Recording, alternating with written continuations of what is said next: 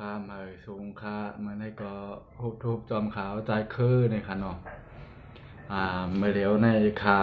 จับตั้งเป็นโควิด19ไว้ในค่ะเนาะเมื่อเดี๋ยวคาก็เลยฮับเชื่อเลยที่เชื่อไว้อะไรจับไว้ในค่ะเนาะคาก็แจดมาเย้าในค่ะเนาะมันก็แจดมาเสียหมอก็ว่าเตียนเขากัดเตียนคาก็แจดในหมอเขาว่ามันแมนมันถูกมันแมน95%ในค่ะเนาะเมื่อเร็วนะคะได้ติดเชื่อไว้นะคะเนาะ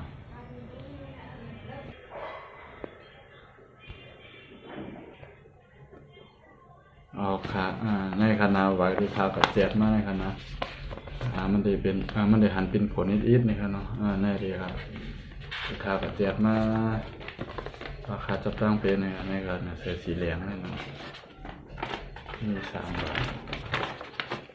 นะครับมันได้เป็นจังไหนนะครับ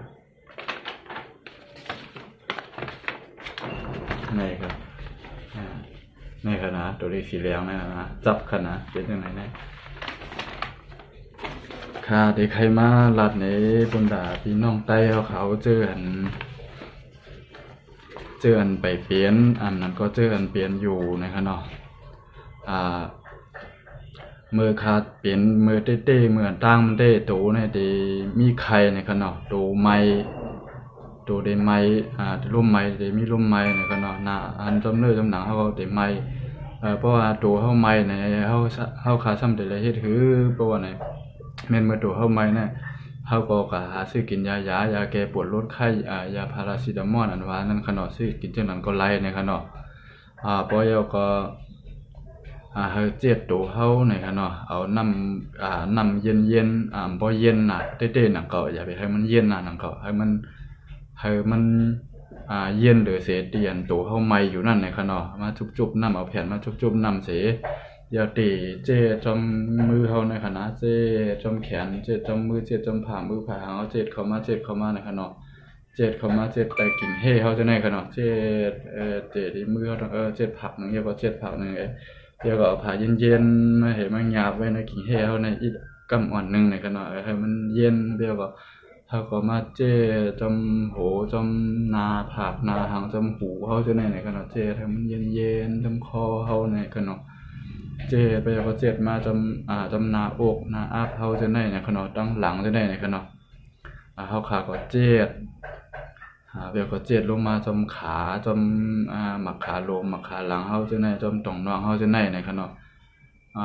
ไปก็จมยำขายำก้นเฮาจะได้ก็เจ็ดมดๆไปก็เอาแผ่นชุบน้ำอันเย็นๆในเสไปก็อ๋อ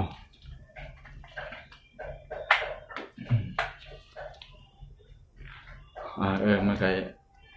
แผ่นถึกอบยาๆอยู่ในเลยถอดปันปลั๊กไฟมันใหม่ไหนเย้านะครับเนาะ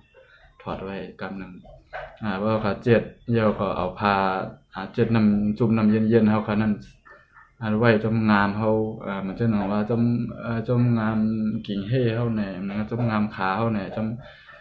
ต่องนองเฮาจังได๋นะครับเนาะที่อันเป็นงามมันได้มีเป็นหมอเขาว่ามันได้มีเส้นเลือดใหญ่ของเฮาผ่านจุดนั้นนะครับเนาะตัวเฮาได้กัดล่วงนะครับเนาะอันไหนเป็นลายยาตัวใหม่นะครับเนาะข้าก็เจ็ดเฮ็ดนั่นข้าก็จะแพนค่ะ7 วันนะครับเนาะ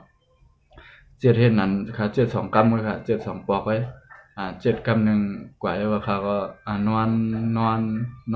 นบ่ถึงชั่วโมง2 ชั่วโมง7ถึงกรัมนึงเฮ็ดนั้นก็ตัวใหม่เตียนเนื้อใหม่ตัวใหม่ค่ะเนี่ยหายกว่ากำเร็วเลยค่ะเนาะค่ะ7เฮ็ดนั้นก็ค่ะแต่ว่าเลยเสียตัวไม่หายเย้านี่ก็ก็นอนกว่า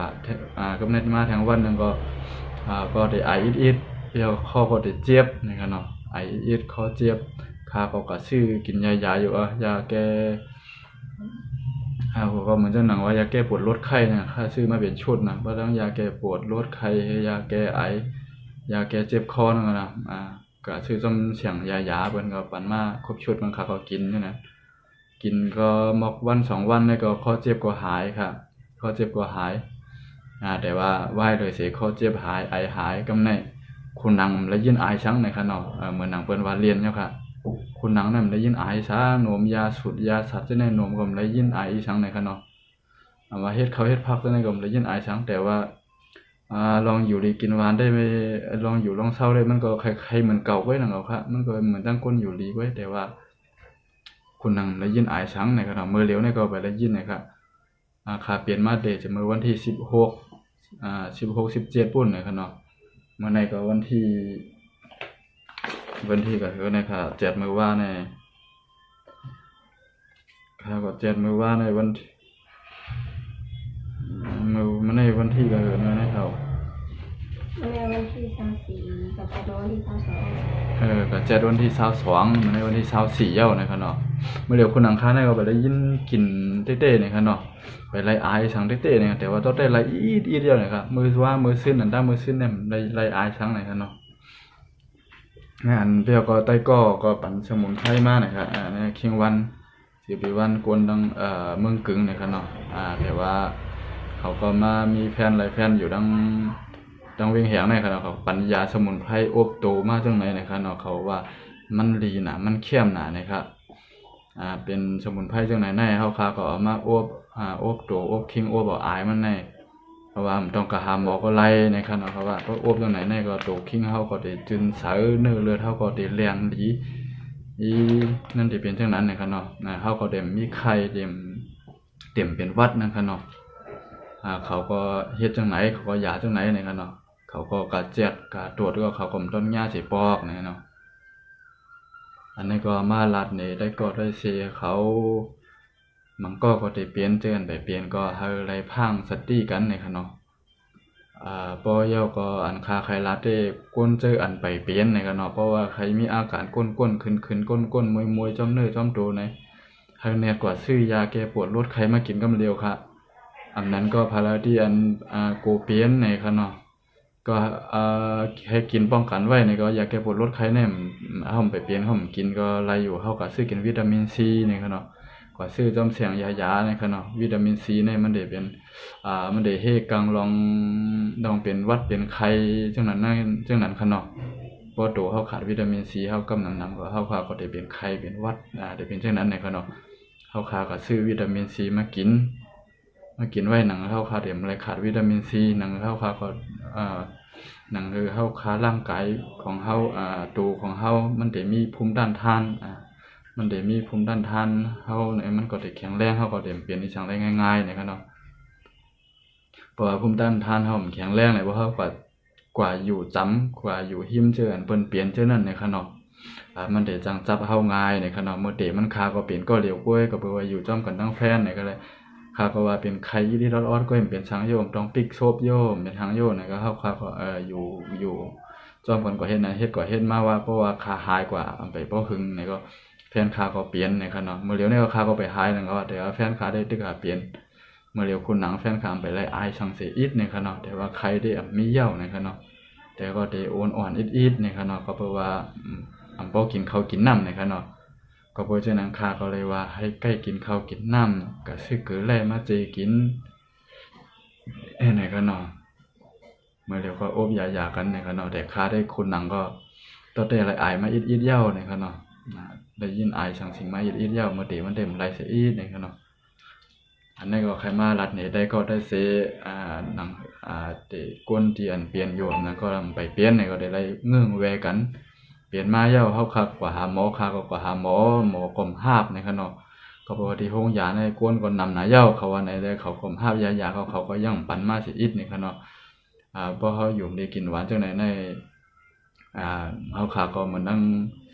จึงคือก็หาเปิ้นกลมหาบในเฮาคักนี่เหมือนดังก้นมีการมีขันที่ช้างนี่ครับเนาะเปิ้นก็ใครรักษาเปิ้นก็ใครยาเฮานี่ก็เนาะไปเฉยๆเฮาก็สำหรับใจหวานเฮาเมืองเฮาสิอยู่วันเฮาเมืองเฮาก็กำว่าได้เป็นหมอมาได้เป็นอีสังนี่ก็มันก็บ่คึกกับคึกปานนี่ก็เนาะมันก็ได้หายากอยู่มันก็บ่เปลืองกันดังเก่านะครับเนาะเฮาคาก็ได้ไล่เปลืองอิงโตเจ้าเก่าใหญ่ๆนำเฮาคาอย่าไปใจตวกเปลี่ยนยามไหนก็เฮาคาอย่าไปใจตวกมันก็สิหายมันก็ใจว่าเป็นยอกกายใหญ่ๆแห้งๆมานั่นก็โควิด19เฮามันก็มันดังเป็นไข้หวัดธรรมดาเป็นไข้หวัดที่เฮาใกล้เปลี่ยนอยู่จังนั้นกล้วยนี่ครับเนาะ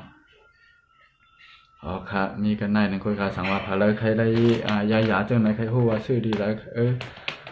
นี่ก็ถามอะไรนะครับเนาะ มาลัยนะครับสามารถพาราใครฮู้ใครว่าเฮ็ดจังหือเดี๋ยวได้จ่ายจังหือเดี๋ยวได้กินยาจังหือพาราเรียนเปลี่ยนอยู่เนี่ยก็ใครทักทายมาลูกค้าใครมาถามมาลูกค้าเนี่ยก็ถามมาลัยนะครับค่าที่ยินดีได้รัดเนนะครับเนาะเอาครับมาส่งค้า